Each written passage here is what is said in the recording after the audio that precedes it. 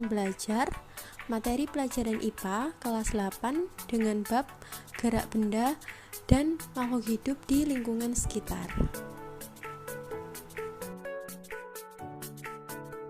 Pada bab pertama, yaitu gerak benda dan makhluk hidup di lingkungan sekitar, terbagi menjadi 4 bahasan. Yang pertama adalah tentang konsep gerak, yang kedua tentang sistem gerak manusia, yang ketiga sistem gerak pada hewan, dan yang terakhir adalah sistem gerak pada tumbuhan. Pada video kali ini saya hanya membahas tentang konsep gerak, di mana pada konsep gerak ini terdapat sub pokok bahasan, yaitu yang pertama gerak lurus, yang kedua gaya, dan yang ketiga adalah hukum Newton.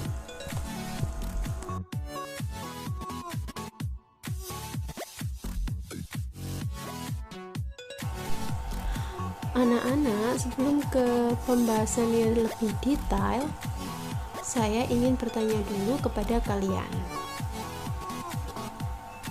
Pernah tidak kalian berpikir mengapa benda itu bisa bergerak? Lalu, apa sih yang menyebabkan benda bisa bergerak? Untuk mengetahui jawabannya, silakan kalian cermati video pembelajaran dari saya. Untuk pembahasan yang pertama, kita akan mempelajari tentang gerak lurus.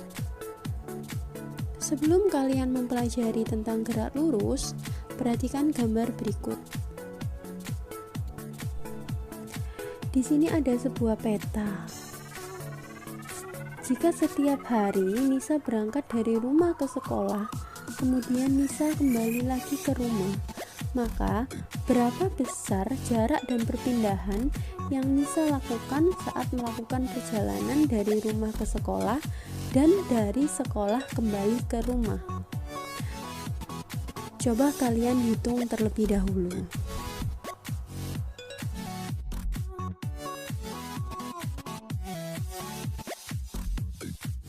Sebelum kita menghitung bersama-sama, di sini kalian harus mengetahui dulu ya perbedaan antara jarak dan perpindahan. Jadi jarak itu adalah panjang lintasan yang ditempuh, sedangkan perpindahan itu adalah jumlah lintasan yang ditempuh dengan memperhitungkan posisi awal dan akhir benda.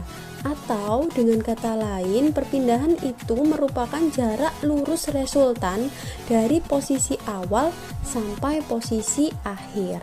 Mari sekarang kita bahas. Untuk yang pertama, berapa jarak yang ditempuh Nisa dari rumah menuju ke sekolahnya? Seperti yang terlihat pada peta, jarak antara rumah Nisa dengan pertigaan yang menuju ke arah selatan itu adalah 3 km. Kemudian Nisa berjalan lagi ke sekolah ke arah barat dengan jarak 2 km.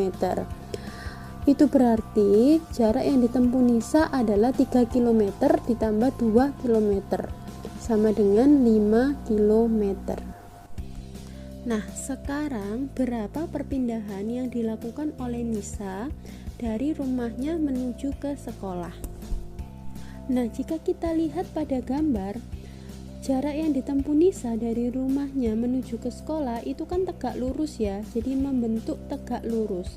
Kemudian jika kita ingin mencari perpindahannya, maka kita tarik garis lurus dari rumah Nisa menuju sekolah.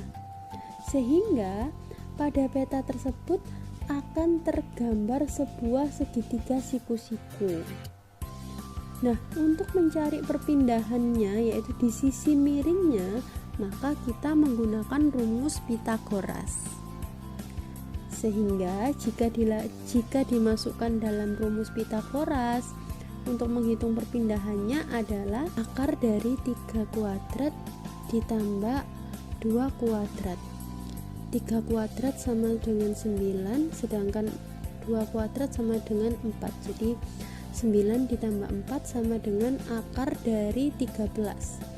Jika kita hitung akar dari 13 itu adalah 3,6. Jadi perpindahan yang dilakukan oleh Nisa dari rumahnya menuju ke sekolah adalah 3,6 km. Nah, sekarang kita hitung jarak yang ditempuh Nisa dari rumah menuju ke sekolah, kemudian kembali ke rumah lagi. Awalnya Nisa berangkat dari rumah menuju sekolah itu dengan jarak 5 km. Jadi jika Nisa dari sekolah kembali lagi ke rumah, maka ditambahkan lagi 5 km. Jadi 5 km ditambah 5 km sama dengan 10 km. Jadi selama pulang pergi, jarak yang ditempuh Nisa adalah 10 km. Sedangkan perpindahan yang dilakukan Nisa dari rumah ke sekolah kemudian kembali ke rumah lagi adalah 0 km. Mengapa perpindahan yang dilakukan Nisa ketika dia dari rumah kemudian ke sekolah dan kembali ke rumah lagi itu bernilai 0? Karena begini anak-anak ya, jadi perpindahan itu merupakan kedudukan atau posisi suatu benda, sehingga perpindahan itu memiliki arah. Seperti yang sudah kita hitung sebelumnya ya, jadi perpindahan yang dilakukan Nisa ketika Nisa berangkat dari rumahnya menuju sekolah adalah 3,6 km. Itu berarti perpindahan yang dilakukan Nisa ketika Nisa pulang dari sekolah menuju ke rumah itu juga sama-sama 3,6 km.